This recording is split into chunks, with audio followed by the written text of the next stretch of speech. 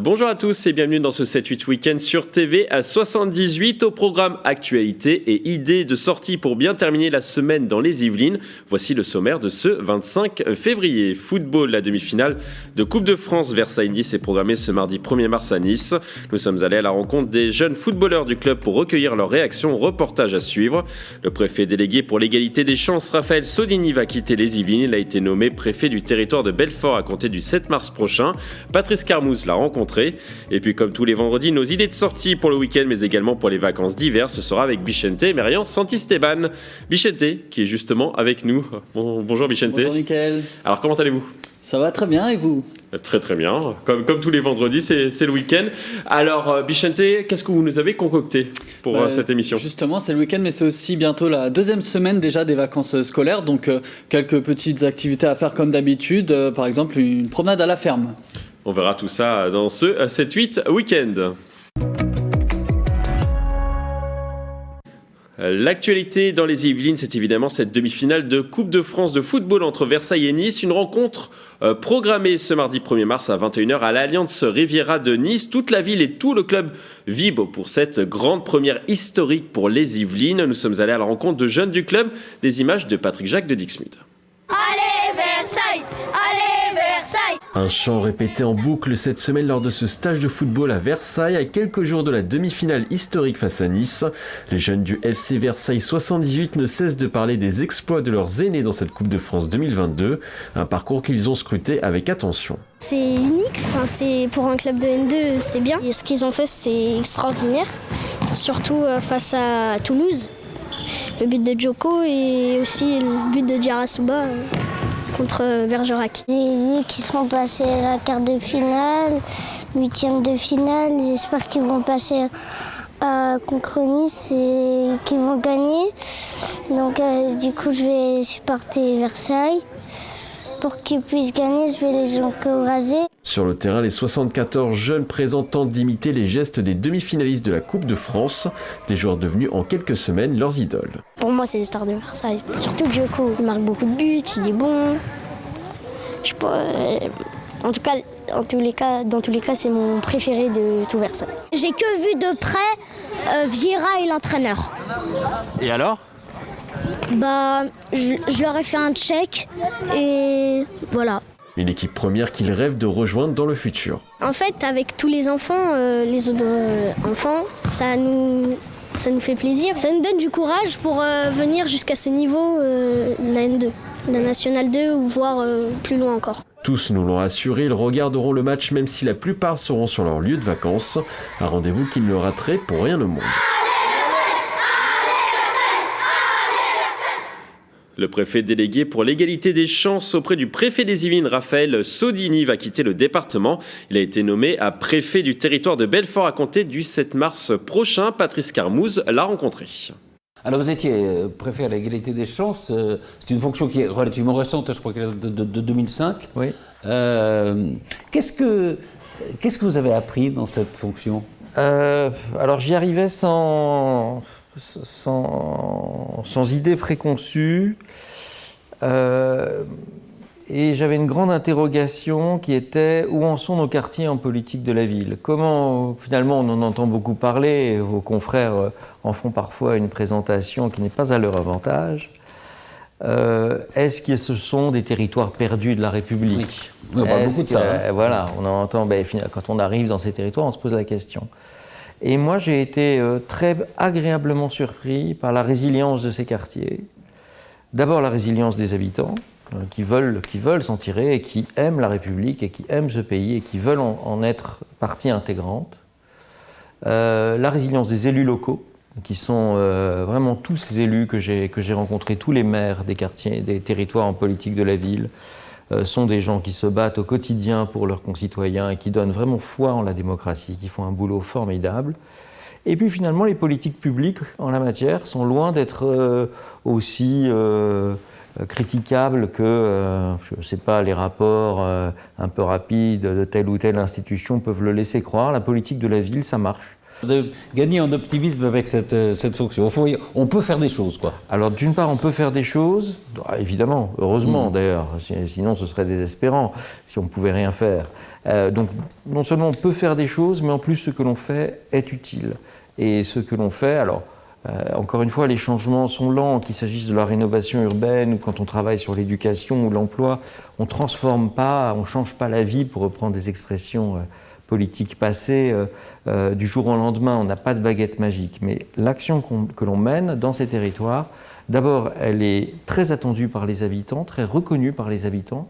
Ils sont soucieux du fait que l'on s'adresse à leur territoire, ils en connaissent les fragilités. Et très concrètement, elle améliore des choses. Et j'ai vu des choses formidables dans les quartiers politiques de la ville. Oui, c'est vrai. Ouais, je pense à 2 ou 3 exemples, et c'est cruel parce que je vais oublier plein de territoires, mais ce que réalise la PMSQ avec les jeunes de Trappes. On parle toujours des jeunes de Trappes comme s'ils étaient condamnés. C'est quoi ? L'Association pour la promotion de la musique à Saint-Quentin en Yvelines. Ben, ils prennent des jeunes de Trappes et ils les font chanter du chant choral, vous voyez, des airs d'opéra. Et ils en font, mais des enfants dont certains vont devenir de grands chanteurs plus tard. Et ils font des spectacles, mais c'est absolument extraordinaire. Ça vous donne, c'est aussi beau que ce que la maîtrise de Radio France, ou la maîtrise des Hauts-de-Seine, enfin, les grandes maîtrises. On a une maîtrise de Trappes. Voilà, tous ceux qui disent qu'on ne chante plus à Trappes. Mais si, on a une maîtrise de Trappes qui chante, et qui chante magnifiquement bien. J'ai vu des actions pour l'emploi au Murau, ailleurs, qui sont remarquables.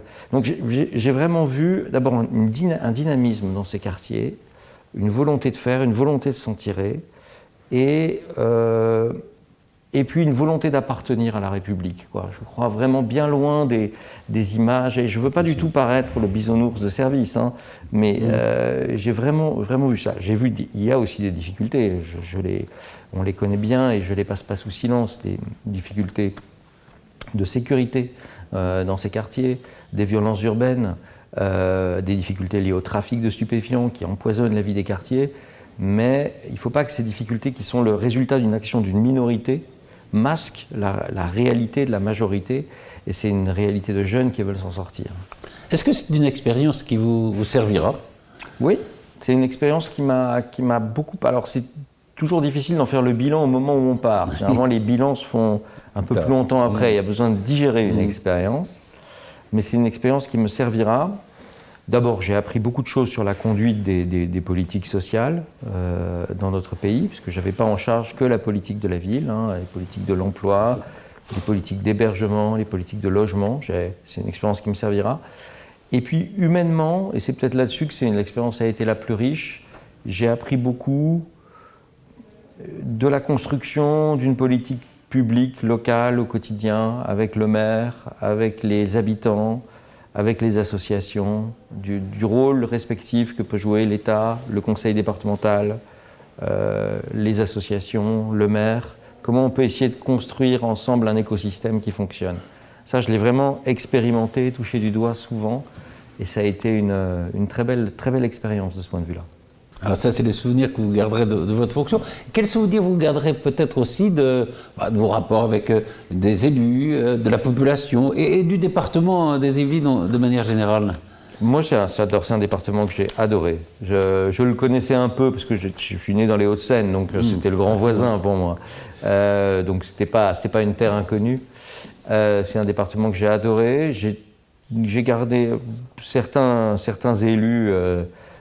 sont en train, ou en tout cas vont rester dans mes relations, sont en train d'être, pas tout à fait des amis, mais enfin des connaissances que j'aurais plaisir à revoir. Je garderai le contact avec certains habitants. Non, ça a été une expérience vraiment très riche, très formatrice, humainement. Ça a été aussi une expérience à certains égards douloureuse, hein. On a vécu 2 attentats terroristes pendant la courte période dans laquelle je suis resté dans les Yvelines, hein, l'attentat de Rambouillet et celui de Conflans-Sainte-Honorine. Ça aussi, ça restera un souvenir marquant. Oui, c'est des choses qui ont marqué. C'est des choses qui m'ont marqué, vous, forcément. qui ont été difficiles. Merci beaucoup et on vous souhaite donc bonne route vers le territoire de Belfort. Merci infiniment, merci infiniment. Que s'est-il passé dans les Yvelines cette semaine? Célia Gatsongo vous propose un tour d'horizon de l'actualité yvelinoise.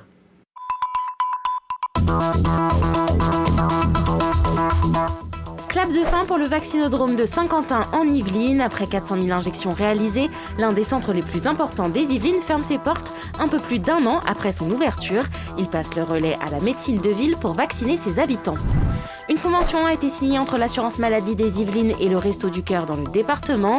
Objectif de cette union, permettre un meilleur accès aux soins des bénéficiaires. 41, c'est le nombre de bus de Saint-Quentin-en-Yvelines qui roulent désormais au biométhane. Le dépôt de Trappes avait entamé en mai dernier sa conversion au gaz naturel.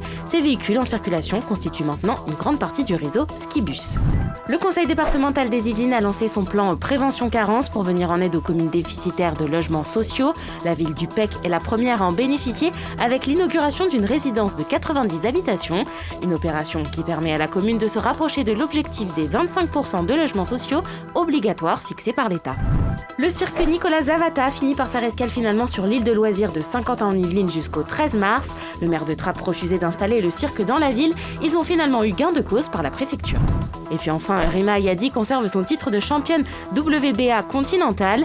Elle a battu la championne d'Europe des poids légers lors du gala de boxe organisé par le club BAM L'Héritage au Mureau.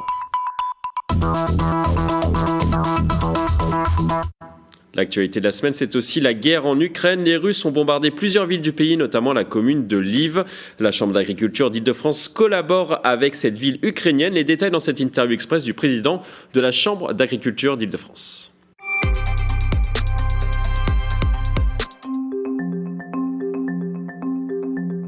La Chambre d'agriculture est jumelée depuis maintenant 6 ans ou 7 ans avec la Chambre de Lviv en Ukraine. Une ville austro-hongroise à l'origine, c'est-à-dire que c'est une ville qui est à 70 km à peu près de la frontière polonaise.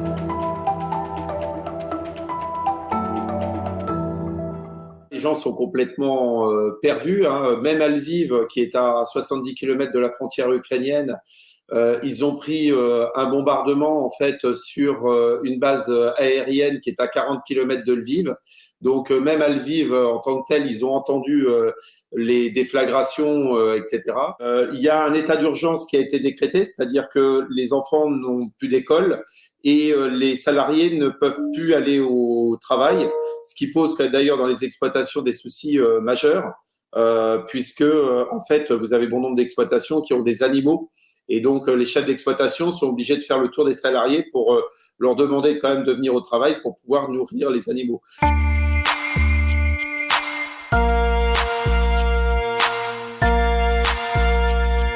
Aujourd'hui, le premier objectif, je pense qu'il est humain avant tout, c'est-à-dire c'est de mettre les gens à l'abri en fait de ce qui peut se passer là-bas. Personnellement, je vais accueillir probablement des amis ukrainiens chez moi, donc on est en train de voir pour les faire sortir d'Ukraine actuellement, et j'ai pris contact hier avec le président du conseil départemental des Yvelines pour voir dans quelle mesure on pouvait accueillir quelques femmes et enfants du secteur de Lviv, sachant que les hommes souhaitent rester sur place pour se battre. Moi, mon homologue qui est président de la Chambre d'agriculture de Lviv, qui a 62 ans, lui souhaite se battre. À 62 ans, il souhaite prendre les armes en fait pour défendre son pays. Comme tous les vendredis, votre rubrique Legal Checking avec le collectif Les Surligneurs. Aujourd'hui, ils reviennent sur les nominations au Conseil constitutionnel. Alors, regardez.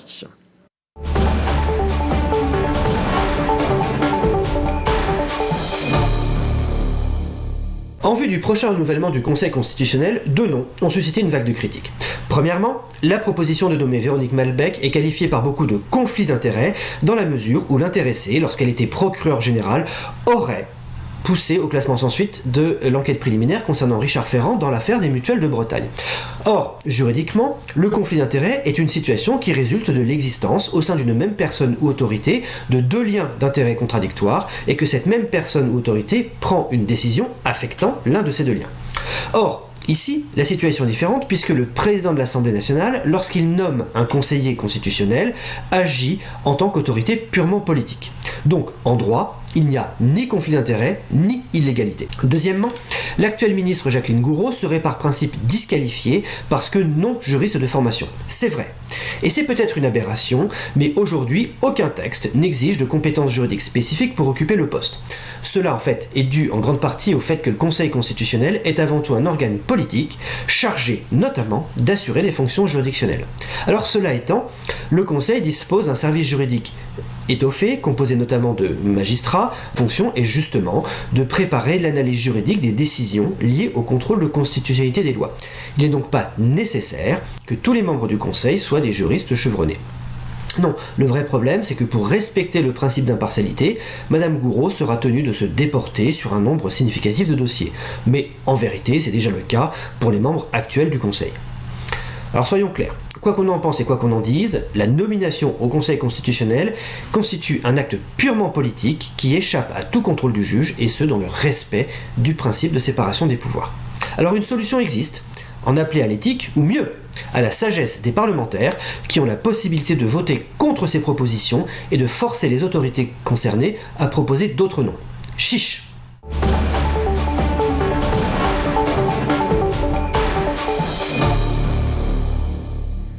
C'est maintenant l'heure de sortir dans les Yvelines. On retrouve Bichente et Myriam Santisteban sur ce plateau. Alors Bichente, c'est quoi le programme? Écoutez, Michael, Grégory, j'ai l'habitude de vous remplacer, Grégory. Je remplace Grégory pour cette émission. Qu'on salue d'ailleurs. Michael, pour cette semaine, j'ai plusieurs cordes à mon arc avant de recevoir mon invité pour une petite sortie en extérieur. Je vous propose, en cas de jour de pluie, par exemple, une activité bien couverte, bien au chaud, un escape game. Avec Justine Brasier, journaliste aussi de TV78, nous sommes allés en essayer 2 dans le coin. The Exit à Poissy et Engrenage à Versailles. Petite découverte de ces 2 escape games.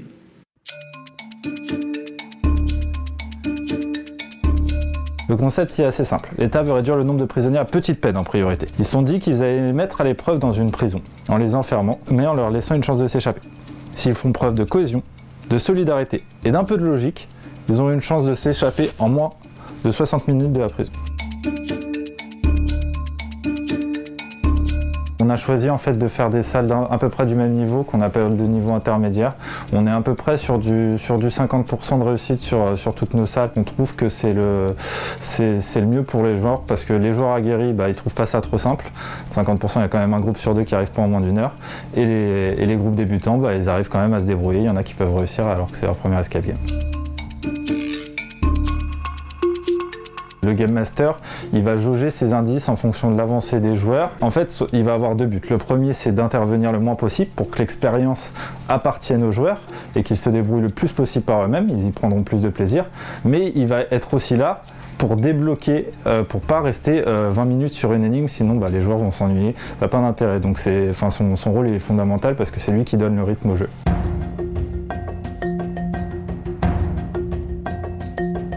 Donc on est quelques années en arrière, en 1679 tout simplement. Et donc à cette époque, il y a des empoisonnements à la cour de Versailles. Donc le roi Louis XIV est affaibli, son pouvoir royal est affaibli.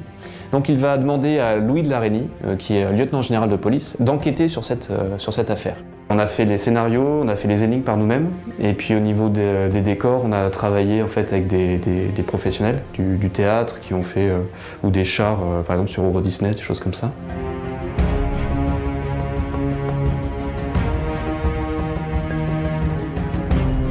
On en a fait 2 qui sont un peu plus difficiles que les autres, qui sont donc Sortir ou mourir et Tchernobyl. On ne communique pas trop sur le taux de réussite. L'idée pour nous, c'est qu'on va aider un peu plus un groupe qui est un peu plus en difficulté, forcément, et puis laisser un peu plus se débrouiller les meilleurs.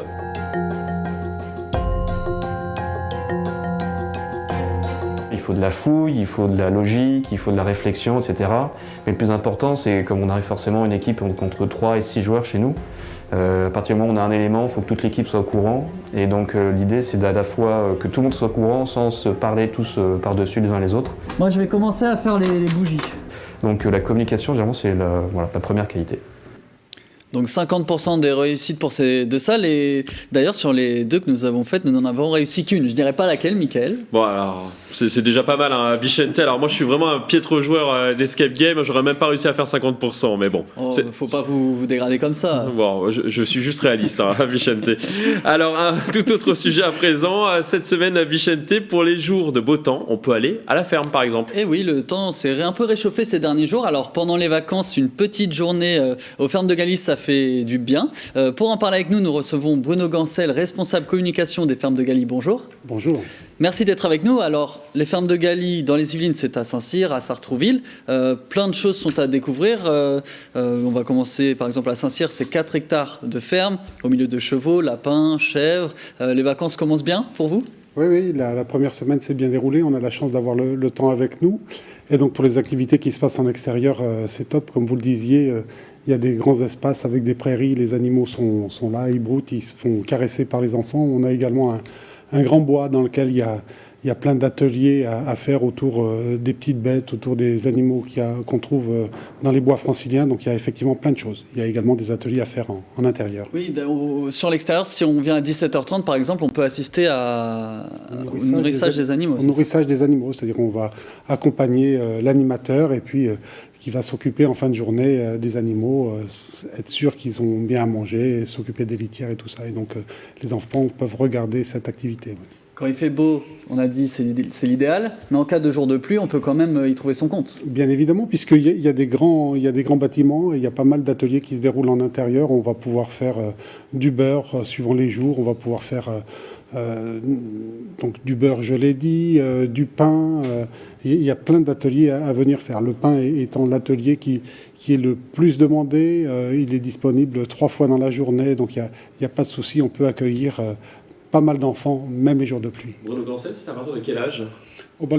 On accueille les enfants à partir de 3 ans. À partir de 3 ans, on peut commencer à leur faire des ateliers. Mais sinon, en termes de visite libre, même plus petits, pour rentrer dans le parc aux chèvres, on a plein de petites chèvres naines. Et donc, les enfants, oui, à partir de 2-3 ans, accompagnés de leurs parents, peuvent venir caresser ces animaux. Et c'est génial, c'est un moment de découverte super sympa à faire en famille. Pour réserver ces ateliers, donc c'est sur votre site internet, lesfermesdegalie.com. Est-ce qu'il y a un événement spécial pendant les vacances à ne pas manquer ? Non, j'allais dire, il y a l'atelier pain qui a lieu à 3 reprises, tous les jours. Et puis après, sur le site internet, vous verrez chaque jour, il y a un atelier à 15h30 dont la thématique change. Donc si on veut venir plusieurs fois, on peut venir plusieurs fois et faire des ateliers différents. Vous venez de communiquer, j'ai eu ça il y a quelques heures, une nouveauté du printemps 2022, des nouvelles serres sur gouttières pour les fraisiers. Exactement, c'est la première fois cette année qu'on a planté des fraises si tôt dans l'année, sous des tunnels plastiques, ce qui va créer un petit microclimat et ce qui va nous permettre d'avoir des fraises en primeur, si tout se passe bien, fin avril, début mai, des fraises cultivées en Ile-de-France, super goûteuses. Donc c'est la première fois qu'on fait ça et on vous tiendra au courant parce qu'on mise beaucoup là-dessus. Oui, parce qu'aux fermes de Galie, une période qu'on attend beaucoup, c'est les récoltes. Ouais. Pour les autres récoltes, ça sera quand à peu près ? On va commencer à partir de au mois d'avril, au mois de mai. Généralement, il y a les premiers légumes qui vont arriver avec les premiers salades, les premiers navets. Et donc cette année, on veut proposer une offre de fruits gourmands avec des fraises. Et puis il y aura bien sûr les tulipes, qui est une des premières récoltes de l'année. Alors certes, ça ne se mange pas, mais c'est super joli. Il y en a toutes les formes, de toutes les couleurs. Merci Bruno Gancel d'avoir été avec nous et rendez-vous tout au long des vacances aux fermes de Galie pour toutes ces activités à faire. Et il y en a tant, en fait, finalement, on pourrait se dire on peut venir presque tous les jours. Exactement, vous êtes les bienvenus. Merci à Bruno Gancel d'être venu dans cette émission. Vicente, alors après une bonne journée à la ferme, rassurez-nous, il vous reste quand même de l'énergie pour faire la fête. Oui, on passe un peu du coq à l'âne en effet, mais depuis ce mercredi 16 février, les boîtes de nuit sont ouvertes après un escape game entre amis ou comme vous avez dit, une balade à la ferme. Petit décrassage pour danser toute la nuit si vous avez encore de l'énergie, à condition d'être majeur et vacciné bien sûr. On vous a préparé un petit top des établissements yvelinois du monde de la nuit. Regardez.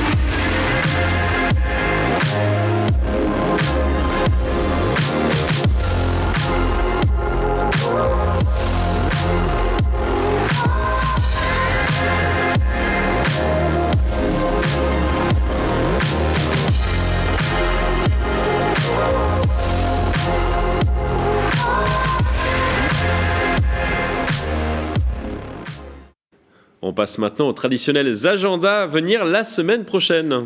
Oui, Mickaël, comme vous venez remplacer Grégory Canalé, mon binôme habituel, je veux vous rendre hommage en tant que présentateur sportif de la chaîne. Une petite Je vais revenir sélection, sur cette émission en fait. Quand vous voulez, enfin, faudra en parler avec Grégory avant, je pense. Une petite sélection sportive du coup qui nous emmène à Nice, bien sûr. Mardi prochain, c'est le grand jour, la demi-finale de Coupe de France que nous attendons tous entre l'OGC Nice et le FC Versailles 78.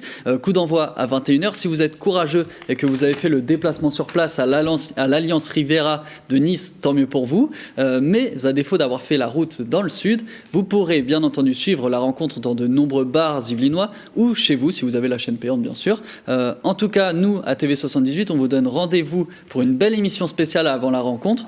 Combien de temps, Mickaël ? C'est 2 heures avant la rencontre à peu près ? Oui, c'est ça, 2 heures. Alors, on commence à 19h. Un très gros programme nous attend. Alors, dans cette édition spéciale, nous aurons des invités, des reportages sur les joueurs, l'interview avec le directeur général Jean-Luc Haribard. Et puis, on enchaînera de 20h à 21h pour l'avant-match avec nos chroniqueurs dans Si on parlait sport, l'émission.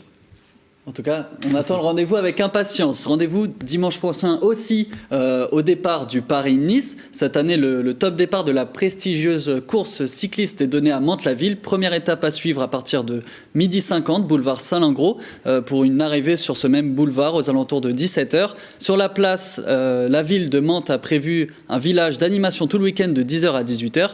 Des ateliers vélo, des shows de VTT, des animations pour les enfants aussi, comme un stand de maquillage, des structures gonflables ou un manège. Le jour de la course, des écrans géants diffuseront la course en direct. Et le Paris-Nice restera dans les Yvelines le lendemain puisque la seconde étape partira à Dauphargis. Merci Bichente pour toutes ces idées de sortie. Merci Mickaël. Alors c'est déjà la fin de cette émission. Merci de l'avoir suivi. Très bon week-end sur TV78.